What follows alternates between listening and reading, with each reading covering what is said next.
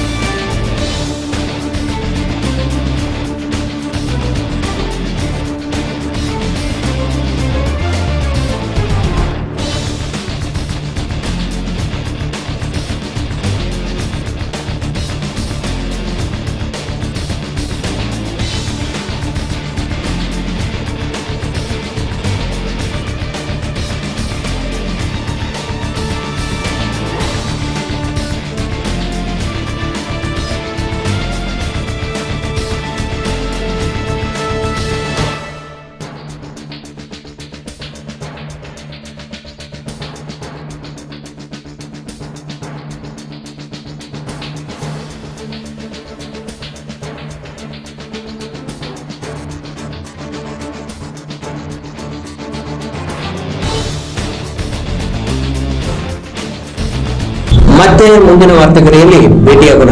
ಶ್ರೀಗರಿ, ನಿಮ್ಮ ಮನದಾಳದ ಗರಿ. ನಮಸ್ಕಾರ. ಶ್ರೀಗರಿ, ನಿಮ್ಮ ಮನದಾಳದ ಗರಿ.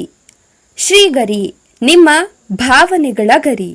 ಶ್ರೀಗರಿ, ನಾಡಿನ ಹೆಮ್ಮೆಯ ಗರಿ.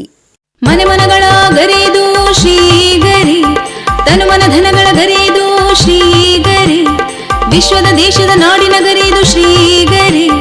ಶ್ರೀಗರಿ ಶ್ರೀಗರಿ ಶ್ರೀಗರಿ ಶ್ರೀಗರಿ ಶ್ರೀಗರಿ, ನಿಮ್ಮ ಮನದಾಳದ ಗರಿ.